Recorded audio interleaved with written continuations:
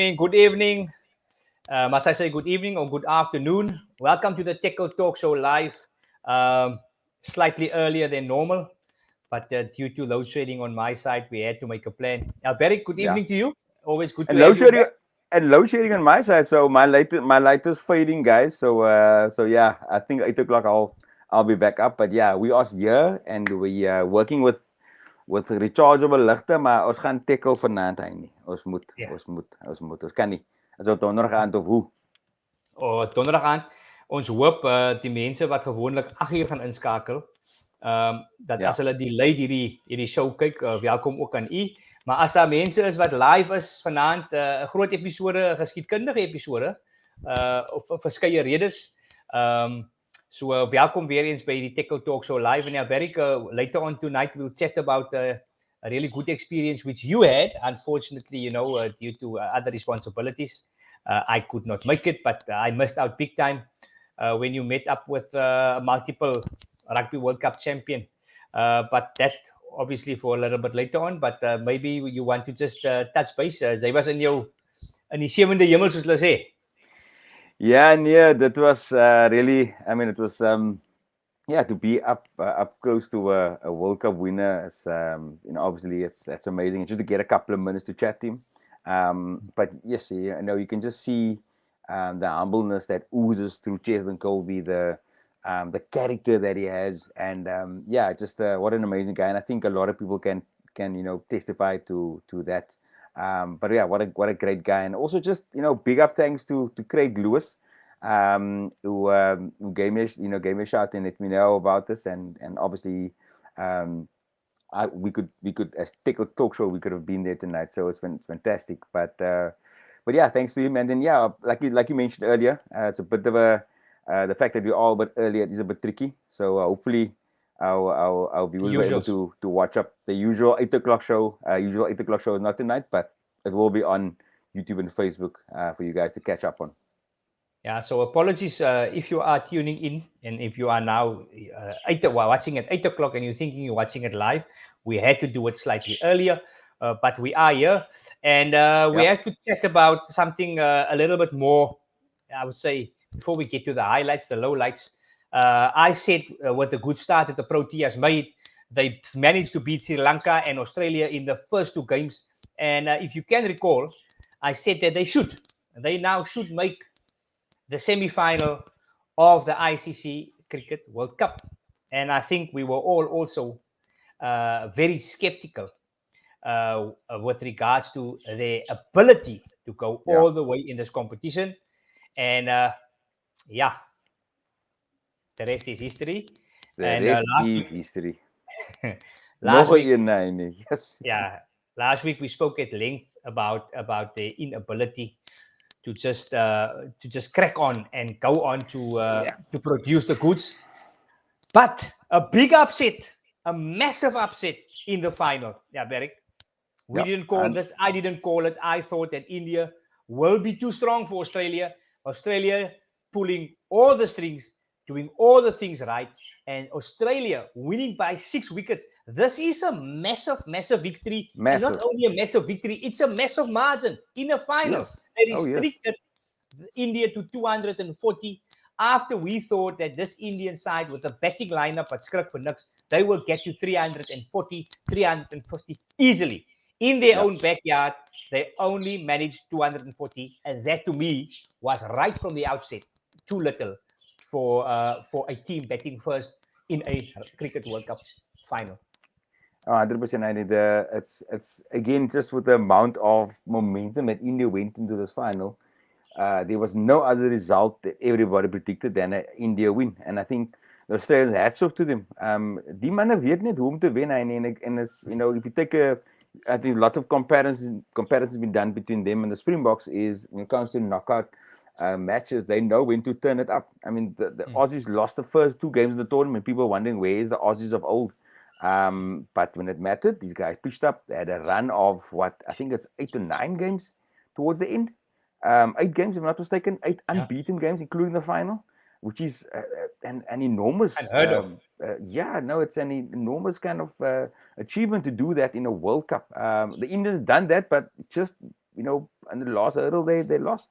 And hats off to Australia. They are really, when it comes to BMT, I think they ooze that. And the players of old, whether, and if you look at how the Springboks had over the years, had the amount of players that could do that in a World Cup final.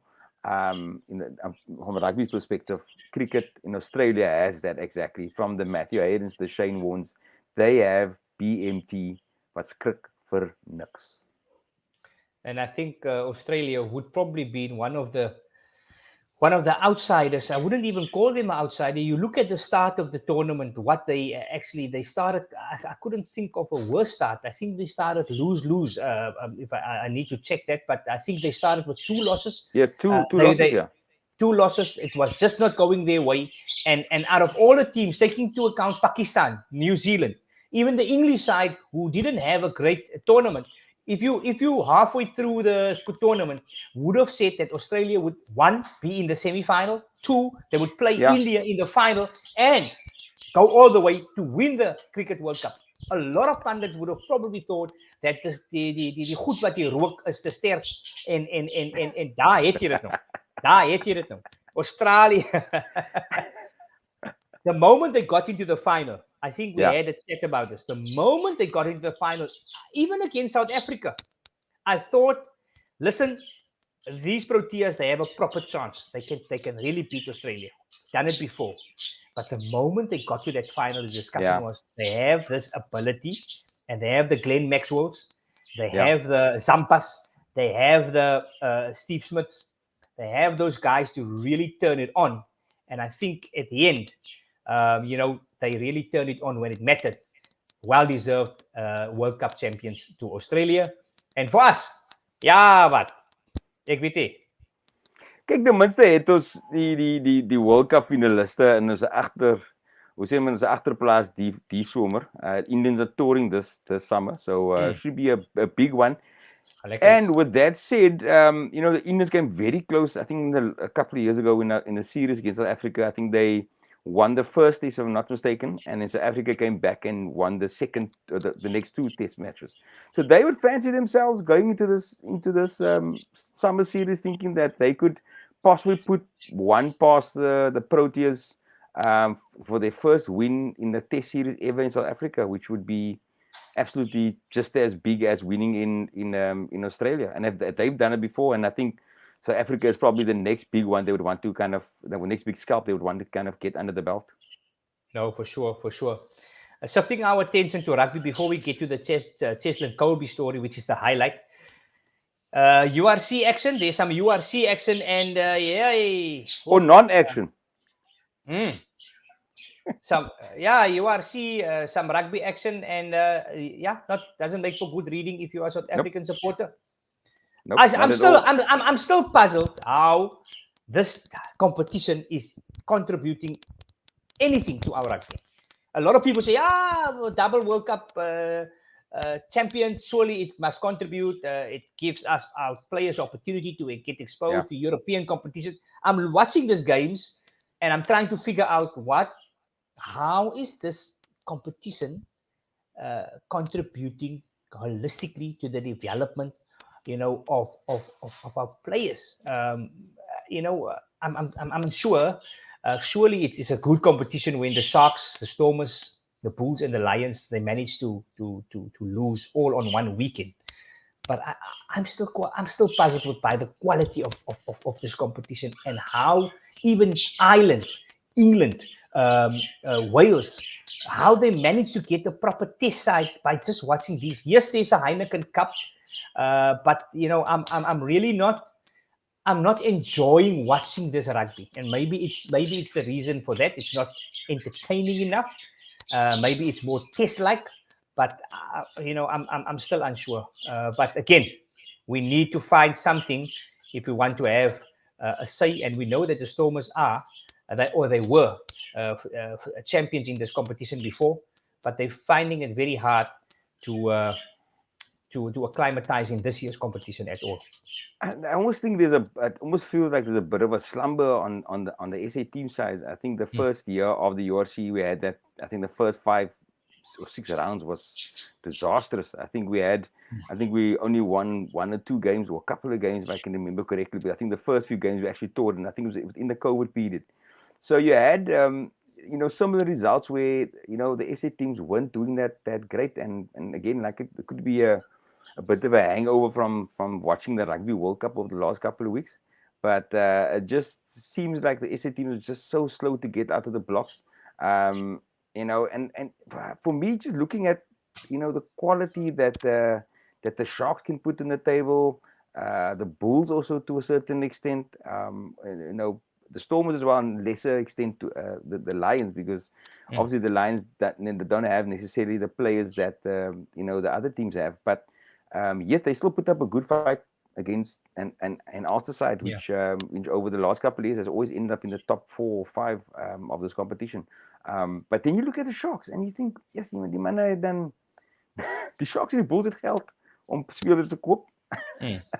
And then you look at the Stormers, it just seems the Stormers aren't fighting it. They just look so lackluster. I don't know if it's en wanneer nie dit sê nie, maar of dit nou 'n Mani wat nog nie daar is nie, en Mani is nog op vakansie geval is nie, but it just seems these guys, I don't know, it might be that they getting into the festive season thinking that it's holiday season, let's take it easy. But yeah, it's just the rugby. I agree with the rugby at this moment is not up to scratch. And looking at previous results, to your point, Heini, there were a lot of matches that in a previous year that were really great, good rugby. There were some good matchups, good matches played. But I think in playing in the Northern Hemisphere, you're always going to get games that can, will be tighter and won't necessarily be the most beautiful to watch. So you're going to get knock-ons, you're going to get stop-starts, and that's just due to the conditions, I would think. But hopefully the guys can coming back to South Africa. Hopefully they can turn it around. I think the Stormers have a good run of, I think, 4 games at home, and they are playing some good opposition. I think one of the Heineken sides, if I'm not mistaken, is playing as well. So it will be a good measuring stick to see where they are at this moment. But yeah, looking at this, not that great, eh? So far. No, let's hope the Springboks or the Springboks that participated in the Rugby World Cup, that when they do return for the franchises, that they add some flavor, and then they bring some results with that as well. But playing clubs, and especially the fringe players, that there are players like Ivan Roos that's still aspiring to come to be Springboks. You expect more. I really do expect more from those players, especially in a competition where it's not new anymore. Yes, it's still new conditions, but it's not new. We should do better. But let's hope that the Springboks, when they do come back, for the Bulls, for the Sharks to a large extent, they've got the contingents, and then also the Stormers will have quite a few Springboks that participated in the Rugby World Cup that will fill in the Damien Willemses, the Mani Libboks you've mentioned, that will come in, and hopefully then we will see more competitive South African sides. But speaking about one Springbok to another, we latched onto that discussion earlier. Barrick, it was a pleasant experience. One of our local boykies, Cheslin Kolbe, we still remember him as the little guy that started off his career in the Western Province jersey, running riot, then became a superstar on the 7th Circuit. But little did we know that a few years down the line, he would go on to become one of the best rugby players on the planet, and be as influential in Rugby World Cups like he has been for the Springboks in back-to-back victories. He came back home to show his medal, and we as a Têkkel, we were there invited. It was great, and I'm pretty sure that you had a great opportunity to ask the questions that the viewers posted to Cheslin. Yeah. And there's also news. Chessie is going to tell us in the video clip. He's starting a foundation. It's off the ground. It's hoping to make some waves and making the differences in the lives of young players. Not only want to aspire to become rugby players, but I think from the neighborhood where he comes from, there's a lot of hardship. There's obstacles, there's struggles, and hopefully that foundation can assist. Yeah, and I think just testament to who he is, a testament, like I mentioned earlier, his character. You know, being told back in the day that he's too young, sorry, he's too small to play, being told by some pundits to, play scrum off and all that. And he's shown to be one of the most dangerous wings in world rugby, and just, a devastating player on attack. And I think that just culminates in the character that he is. And I think he, taking that knowledge, and that IP that is generated over the years, and then taking that to, to a foundation where you can actually, lend a hand and actually make a difference in the communities. I think that will speak volumes, and that will speak to so many players out there that might not have the stature, might not have the build, or might not have the equipment. But through initiatives like what Cheslin wants to start, I think there will be a lot of those Springboks coming through the ranks at some point during the next couple of years at least. Yeah, no, for sure, So, yeah, Barrick, you were there, and you captured some footage. So let's sit back, let's enjoy. We have a multiple Rugby World Cup champion in Cape Town. He was in Kraaifontein. He went back to the neighborhoods where he normally walked and played and so forth. And here are some highlights of Cheslin Kolbe's visit to those neighborhoods. And hopefully, a few years from now, many of these youngsters in these clubs will be a beneficiary of his foundation. Have a look.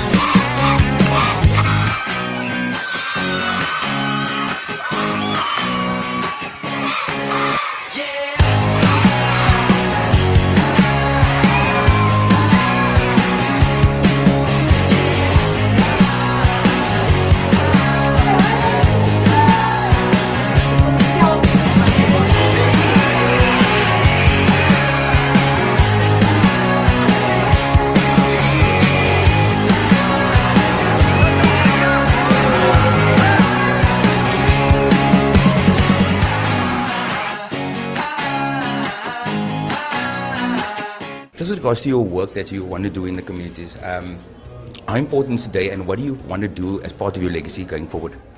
Yeah, for me, yes, everybody knows me now as a rugby player, but if I want to look back one day, I want people to remember me not just as a rugby player, but as a people's person and somebody that wants to go out and make a difference in so many lives out there. And yes, there's a lot of difficult times. And for me and the family, we're super excited to launch a foundation because it's been a long wait due to COVID, due to us being abroad, and we are at the final stage now to launch a foundation. And for us was the reason for starting the foundation was going to visit my parents one day where I grew up and seeing a young kid without shoes, having a rugby ball that's completely finished in his hands. And I just reflected to Layla that was in the car, my wife now, and said like, this was me as a young kid doing the exact same thing. And seeing that boy with no shoes on his feet, we said like, yes, it's a perfect time to start up a foundation and put shoes on feet. And then COVID obviously started, and then we saw a different side what the need is in South Africa, and it's not just for us to put shoes on feet now, but to help and assist in every regard we can, and whatever the need might be at a time. And for me is just having and giving a platform and a foundation to the youth to be successful and achieve greatness, and knowing that how doesn't matter how tough and how dark moments are at the time, that there is always a willing to come out on top, and you just have to have that belief and have that faith as well. I got one or two questions from our viewers. The last 10 minutes of the game when you went off, briefly, what was going through your thoughts? You had your jersey over here. What was going through your thoughts at that moment? No, obviously disappointed because I felt that I let the whole nation down, I let my teammates down, and at such a crucial point, yes, you think of quite a lot. And for me, I think my calling was not to be on the field for the last 8 to 10 minutes. It was to be out there praying and just asking God to be with us. And yes, it wasn't easy to take, but I firmly believe that was God's calling for me, not to finish that game and go out and pray for the team and for us to get that win. Will you ever take up the sport of after rugby, take up the sport of drifting? 100%. I love cars. I actually had the opportunity last week to go out and experience a drifting course, which I was surprised by one of my family members. So definitely will go into drifting. Finally, you in Stormers country. Would you ever return to being a Stormer one day? Yes, Cape Town is home, and the Stormers it's a team that will always stay close to my heart, and you never know what the future holds. And I would honestly love to finish off at the Stormers, but my primary job and focus now is obviously going to Japan and playing my trade over there, and giving and playing the best that I can. So yeah, you never know what the future holds, and hopefully there'll be opportunity in the blue and white again.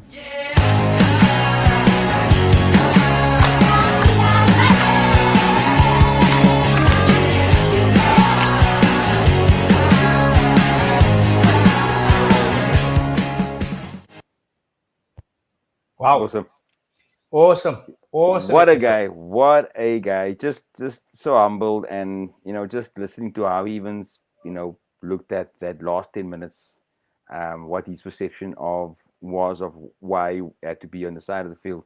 It's just amazing, and it just shows his humbleness. Just a great like role model for a lot of these kids, and you can see the turnout at Simonsberg and Petunia was just amazing. They were, the school was just packed, and all kids were just shouting Cheslin, and everybody wanted a piece of him.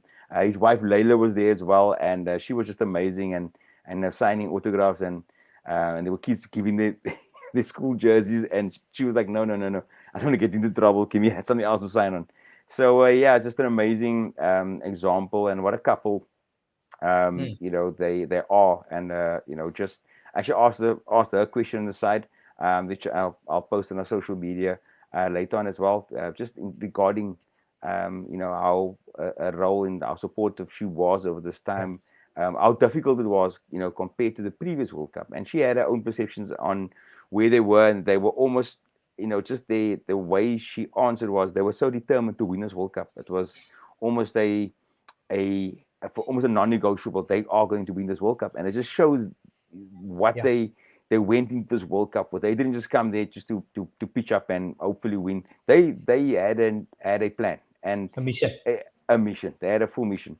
And again, looking back to asking about his foundation, he has very, very clear goals as to what he wants to achieve, and how he can help out. He sees himself in those kids' roles. So when he's signing an autograph, you almost get that feeling. He's not just he's literally seeing himself in that kid. And it just shows, again, like I said, it just shows his character. And I think his foundation, when it launches, is going to be doing some amazing work in the communities. And I'm sure the community can't wait. Us as Têkkel can't wait to see that happen. And it's just, I think there's going to be great things coming from the duo of Cheslin and Layla. No, for sure. And for those of you who can remember, the slogan of the show is to encourage a culture of recognition. That is the slogan of the Têkkel Talk Show, encouraging a culture of recognition where we say thank you to those people who make a difference. So Cheslin Kolbe, the superstar as a rugby player, we would also want to thank him for bringing something back to Cape Town, bringing something back to Kraaifontein, where he comes from, and from those neighborhoods where he grew up. And from us at the Têkkel Talk Show, like Alberic is saying, we are super excited to see this foundation making the difference. We are hoping to see him in many more test matches for the Springboks, but most importantly, congratulations to Cheslin for becoming perhaps one of the very few rugby players ever to have gone back to back as Rugby World Cup champions, and then in his case, being as influential in the 2019 Rugby World Cup final. He was absolutely brilliant in the 2023 Rugby World Cup final, and now we have the privilege to hear that he is going to give back and make sure that the legacy of Cheslin Kolbe lives on for many a year. So from our side at the Têkkel Talk Show, well done to Cheslin Kolbe, well done to everybody behind the scenes, his agents, those coordinators, the media, his wife, his children, his family, for getting thus far. I believe that he might even retire as one of the most favorite rugby players, not only from Cape Town, but who has ever played in a Springbok jersey. I know that a lot of youngsters, when you ask him, who's your favorite rugby player, Cheslin Kolbe gets the nod. So from our side, Barry, I'm pretty sure that we are chuffed to see the growth of this foundation. And like I said, Angus, yes, goeienaand, dis eintlik laat, maar baie vroeg. Maar naand Angus. Hy is eintlik vroeg, ja. Hy is eintlik vroeg. Ja. Cheslin Kolbe, jou vraag ook beantwoord, Angus, maar dankie. Ons het 'n bietjie vroeër begin. Uit 'n klok gaan dit baie donker wees hier wat ek sit. Ja, ek is in die donker op die oomblik. Ja, Berg het my gesê, julle hoor voeltjies ook fluit hier naby my. Dit is hy sê hoekom ek bly op 'n plaas en dis nog sonskyn. Dit is die voeltjies fluit natuurlik hierso. Want die son skyn nog. So ja, dit is nog daglig, maar dit is 'n baie odd tyd vir ons om hierdie show te hê, maar natuurlik as gevolg van die issues rondom Eskom het ons besluit. Yeah. I think what we should do is, I think what we'll rebroadcast this at 8 o'clock. For those that join, I know there are those that come in. Watch it on Facebook. Watch it. There will be a rerun. Catch up. We have our own catch up channel. Angles, yes. Check the rerun. Pinial se horlosie is maar dit. Hulle moet op 'n ander hemisfeer man. Hulle is op 'n ander hemisfeer. So hulle hardloop so 'n paar uur, maar ja, jy moet gaan kyk. Cheslin Kolbe, ek het Cheslin gevra, ek weet hy's 'n groot Stormers supporter nie. Hy is die Stormers verloor. So ek het Cheslin gevra of Cheslin gaan aftree in Stormers country en Cheslin het gesê as die chequeboeke reg is, dan sê hy kyk om terug te kom. Maar hy call Angus, call who you have to. He's nog steeds hier so before he gets on that plane, make a few calls. Why not? Let's do it, guys. Let's do it. Ons amper vir Eddie Jones so vasgehou. So ja. So let's verseker en ons kry net checkbooks op 'n manier uit. Ons gaan seker probeer ons sien baie min van die Japaneese ligas of die Japanse rugby. Ons probeer om vir Cheslin te volg en te kyk hoe dit gaan. Maar van ons kant af weer eens, very well done en dankie dat jy vir ons gerepresenteer. Ons het vinnige plan gemaak, ons die nuus kry, ons moet daar wees.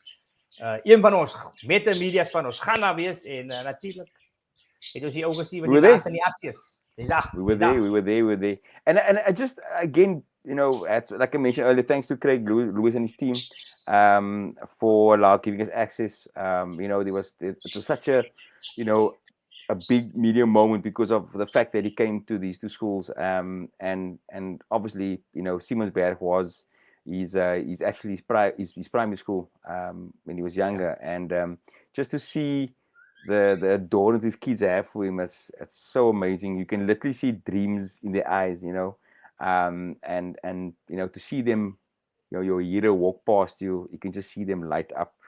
So well done. Thanks, Cheslin, for doing that. And I'm so sure there is going to be the next Cheslin among at least another 10 of them among those kids. And maybe more. You never know. Guys, that is it for Wonderful. So catch the replay and make sure we're going to extract the Cheslin Kolbe section as well for a repost the whole video. We will have an extract on our social media pages. Maar ja, Barry, dankie vir jou en kry julle agter die skerms. Maak seker as julle kyk, subscribe, like. Volgende week donderdag is ons terug. We are back. Die cricket is verby. Die rugby is verby. Ons is nog steeds Rugby World Cup finals, but we will go back to the norm, having guests, encouraging a culture of recognition, speaking to people and making a difference. So please subscribe, please like, please follow us. And if Eskom allows, we are back Thursday evenings at 8 o'clock at Têkkel Chat, YouTube, Facebook, Twitter. Ja, Berk, tot volgende week donderdag. Cheerio.